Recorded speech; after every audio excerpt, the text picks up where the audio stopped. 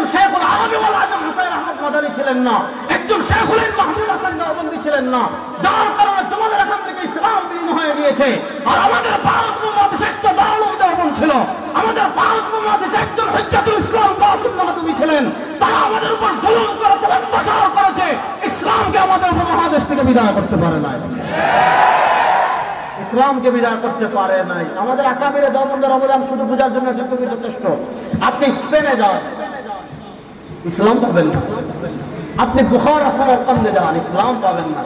কিন্তু ভারত উপমহাদেশে আমাদের উপর কি পরিমাণ আগ্রাসন চালিয়েছে, আলেমদের উপর কি পরিমাণ অত্যাচার করেছে, আলেমদের উপর কি পরিমাণ জুলুম করেছে, এটা বোঝার জন্য এত বেশি দূরে যাওয়ার দরকার নাই। শুধু উলামা হিন্দা শানদারে মাঝি পড়েন, আপনি সৈয়দ আবুল হাসান নদভী রাহিমাহুল্লাহ আত্মজীবনী পড়েন, আপনি নকশা হায়াত পড়েন, শেখুল আরবি ওয়াল আজম, তালিল উম্মাহর এগুলো পড়বা তো ইনশাআল্লাহ।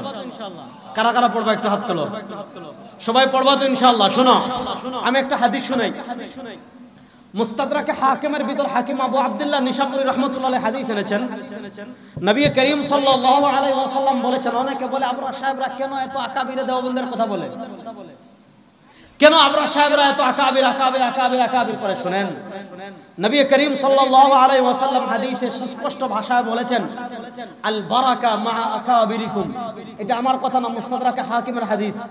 নবী করিম সাল্লাল্লাহু আলাইহি ওয়াসাল্লাম বলেছেন, আল বারাকা মা আকাবিরিকুম, আল্লাহ তোমাদের আকাবিরদের পথেই তোমাদের বরকা রেখেছেন।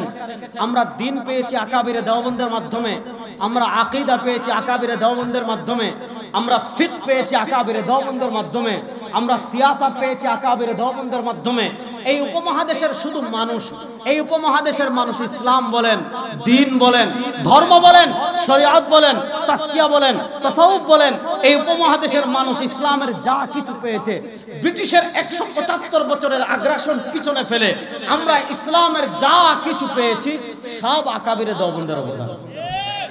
সব কার অবদান? আকাবিরে দেওবন্দের অবদান। বুখারা সমরকন্দে গেলে আপনি ইসলাম পাবেন না। কেন? ওখানে আকাবিরে দেওবন্দের মতো ইসলামের ফিকির জারি রাখা। দেখেন, আমাদের আকাবিরে দেওবন্দ দারুল দেওবন্দ কেন প্রতিষ্ঠা করেছিলেন? আমি শুধু প্রতিষ্ঠার প্রেক্ষাপটটা বলে শেষ করি। শুনেন, দারুল দেওবন্দ এটা গতানুগতিক কোনো মাদ্রাসা না। আমি আপনাদেরকে একটা জিনিস বুঝাই, পৃথিবীতে আপনি বিভিন্ন বড় বড় ইসলামিক বিশ্ববিদ্যালয় পাবেন।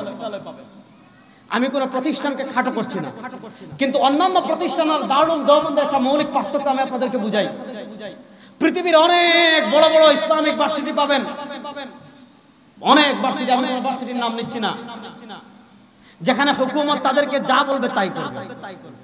রাষ্ট্রে ইসলাম থাকুক না থাকুক, মানুষের কাছে ইসলাম থাকুক না থাকুক, আকীদার বিশুদ্ধ চর্চা থাকুক না থাকুক, জরুরিয়াতে দিন শারাইয়ে দিন হেফাজত থাকুক না থাকুক, রাষ্ট্র থেকে ইসলাম বিদায় হোক অথবা না হোক, এগুলা নিয়ে ভার্সিটি কোনো চিন্তা করবে না। ওখানে প্রফেসররা বসে বসে বসে বসে বিশাল বিশাল বিশাল বিশাল থিসিস করবে আর বিশাল বিশাল বড় বড় খণ্ডের কিতাব লিখবে, জাতির কাছে আসবে। সমাজ নিয়ে তারা ফিকির নাই, রাষ্ট্র নিয়েও তাদের ফিকির নাই। আমাদের আকাবিরে দেওবন্দেরকে আল্লাহ যে কলম দিয়েছিলেন, আমি শুধু ইমামুল আসর আল্লামা আনোয়ার শাহ কাশ্মীরি রাহিমাহুল্লাহর কথা বলি তোমাদের। তুমি ইমাম কাশ্মীরি রাহিমাহুল্লাহর মাজমুআতুর রাসাইলিল কাশ্মীরি এখন ছাড়ছে, পড়বা, না বুঝলেও কিনা পড়বেন।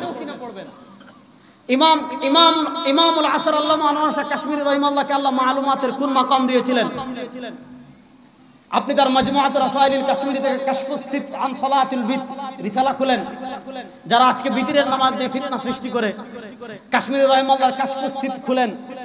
গোলাম আহমদ কাদিয়ানী যখন নিজেকে মাসিহে মাউউদ, গোলাম আহমদ কাদিয়ানীর একটা মৌলিক কনসেপ্ট ছিল, সে প্রতিশ্রুত মাসিহ, অর্থাৎ কিয়ামতের আগে নুজুল ঈসা, কিয়ামতের আগে ঈসা আলাইহিস সালাম দুনিয়াতে আসবেন। গোলাম আহমদ কাদিয়ানী বলেছিল আমি সেই ঈসা।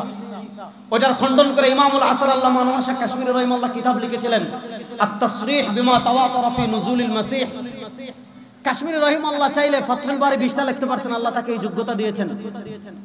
কাশ্মীরি রাহিমাহুল্লাহ তার ফয়জুল বারি তিনি লিখতে পারতেন পুরাটা, বা আরো বহু তাসনিফাত করতে পারতেন, কিন্তু কাশ্মীরি রাহিমাহুল্লাহ তাসনিফাত থেকে উম্মার খিদমাতের গুরুত্ব বেশি দিয়েছেন।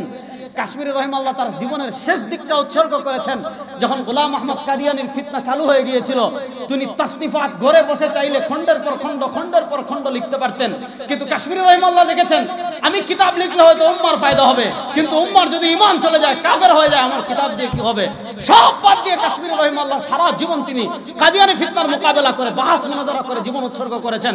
এবং আত-তাশরীহ বিমা তাওয়াতারা ফি নুজুলিল মাসিহ যে কিতাব তিনি লিখে গিয়েছেন, ওই কিতাব যদি একজন আলেমের কাছে থাকে, দুনিয়ার কোনো কাদিয়ানি ওই আলেমের সাথে কথা বলে কখনো পারবে না।